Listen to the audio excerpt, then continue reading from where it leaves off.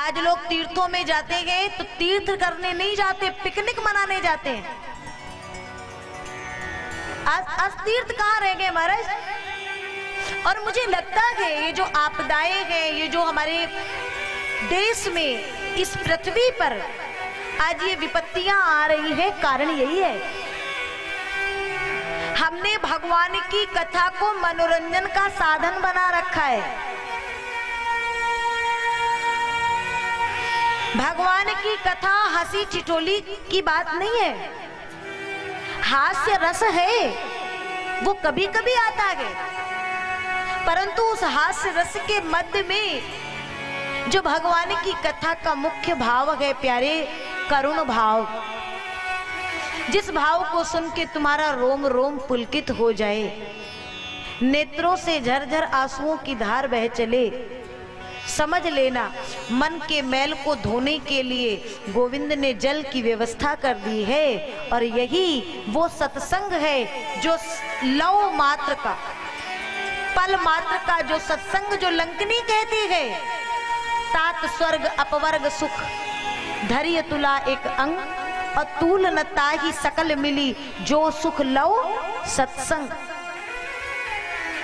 आज कथा में इतनी व्यवस्थाएं हैं, मंच भी है, संगीत भी है, माइक, साउंड, पांडाल, समस्त चीजें हैं।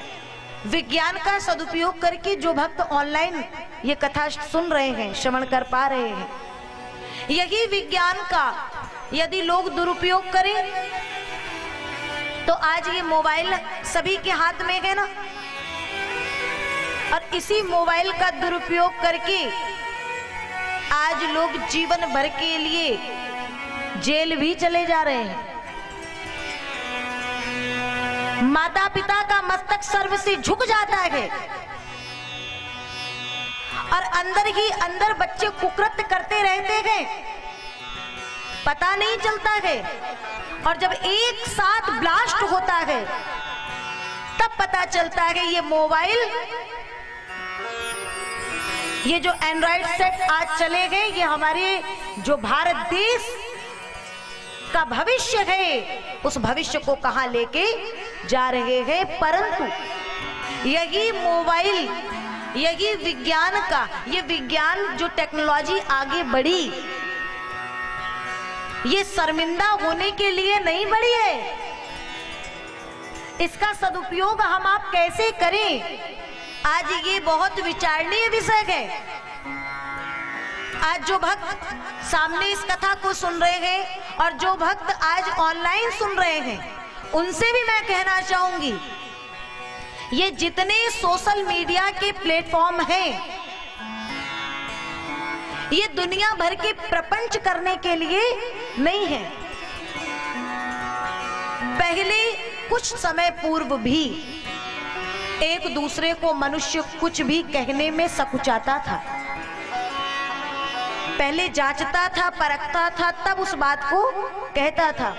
आज हम इतने, अरे स्वतंत्र भारत के स्वतंत्र नागरिक हो, परंतु इतने स्वतंत्र ना हो जाओ कि एक दिन ये स्वतंत्रता तुमसे छिन जाए।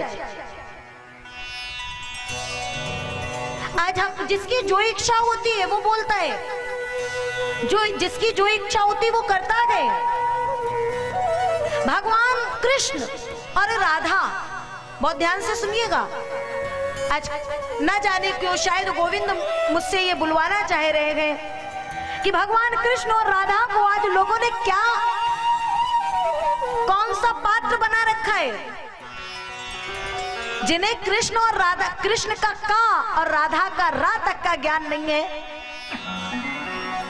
वो कृष्ण और राधा के चरित्रों को बोल करके और पाश्चात्य सभ्यता से तुलना करते। तुम्हें ये हिम्मत दी किसने, तुम्हें ये शक्ति दी किसने कि हमारे आराध्य को तुम पाश्चात्य पर जोड़ करके और फिर सामने लाओ। ये हमारे देश का भविष्य, ये छोटे छोटे बच्चे, फिर हमारे युवान ये क्या सीखेंगे। ये भागवत की कथा, ये भगवान के चरित्र, ये मनोरंजन नहीं है, ये हमारे प्राण हैं, ये भागवत सुनने के लिए जो भक्त बैठे गए, ये मनोरंजन की दृष्टि से नहीं बैठते गए। आपके जीवन का कोई एक ऐसा प्रश्न नहीं होगा प्यारे जिसका उत्तर आपको भगवान की कथा में ना मिले। एक बार हृदय से सुन के देखो, जितने हमारे युवान भाई बहन हैं, जितनी युवा पीढ़ी है, उनसे मेरा कहना है इन चीजों का सदुपयोग करें। हमने अपनी स्वतंत्रता इतनी अधिक बढ़ा ली। एक बात बताओ, ये कोरोना आया, सबकी स्वतंत्रता कहां चली गई? क्यों भाई? गई ना। घर में नहीं अच्छा लगता है, घर में नहीं रह पाएंगे, बोर लगता है। आखिरी में क्या हुआ? घर में ही, अब मैं अगर अपनी बात कहूं तो घर में ही मरना पड़ा। काहे कि मरने से डर लगता है, इसलिए घर में रहो, रहना पड़ा ना। ऐसे घर बाहर का काम करके, जो ऑफिस जो व्यापार है काम करके तुरंत बाइक उठाए, ये भी विज्ञान का दुरुपयोग, और चल दिए फिर एंजॉय करने। उतना करो जितना कि जिस प्रकार से भोजन में नमक की मात्रा होती है, करो जीवन में सब कुछ करो, लेकिन अधिकता इतनी ना कर दो कि एक दिन वो समस्त चीजें तुमसे छीन ली जाएं। कोरोना ने क्या क्या सिखाया? ये इतनी बड़ी आपदा आई, कितने कम से कम में हर व्यक्ति अपना अपना जीवन यापन कर सकता है। मैं देखती हूँ लोग हर हफ्ते हर महीने वस्त्र खरीदते हैं। ये जो धन लक्ष्मी है, लक्ष्मी क्या है? हमारी माँ है ना, तो माँ की हिफाजत करनी चाहिए, माँ को बहुत सहेज के रखना चाहिए। हम लक्ष्मी को ऐसे ही उड़ाते हैं। और धन्य है हमारे लोग, पहला लॉकडाउन खुला तो काहे की दुकानें खुली थी, ठीक है? और जो भीड़ लगी वहां पे आप लोगों ने देखा ही होगा, हर जगह, मतलब वो इतनी महत्वपूर्ण हो गई। अरे मेरे मन में ये विचार था कि पहला लॉकडाउन जब खुलेगा तो हमारे भक्त एक साथ जय घोष करेंगे भगवान नाम की, कृष्ण नाम की, राम नाम की। यहाँ तो और ही कुछ चल गया। ये क्या है? इसी को कहते हैं अपने देहाती भाषा में के बुद्धि में पत्थर पड़ना। ये कोरोना से सीखिए। कोरोना ने हमें बताया कि कम से कम में हम कैसे जी सकते हैं। जीने के लिए खाया जाता है, खाने के लिए जिया नहीं जाता है। जिसने ये सिद्धांत अपना लिया वो बहुत कम से कम में और बहुत ऊंची सीढ़ी पर चढ़ जाएगा, फिर उसको कहीं दिक्कत परेशानी नहीं होगी। ये कोरोना का शुक्रिया अदा करना चाहिए, हम सभी को एहसान मानना चाहिए कि तुम आए तो इतनी चीजें बन गई। बहुत लोगों के प्राण भी चले गए, और वो भी गए इसीलिए क्योंकि एकदम से सब छटपटा गए।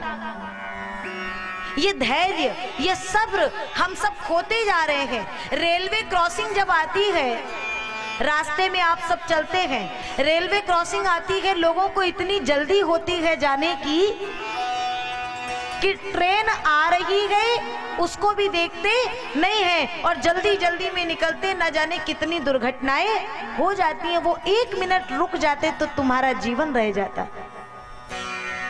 उस माँ से पूछो जिस माँ का बच्चा ऐसी किसी आपदा का शिकार हो जाता है, उसकी समस्त आशाएं, समस्त भावनाएं कहाँ चली जाती हैं।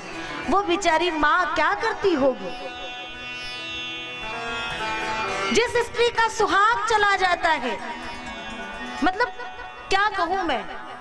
कुल मिला के हमारे यहाँ जो ये चीजें हैं इनका सदुपयोग होना चाहिए।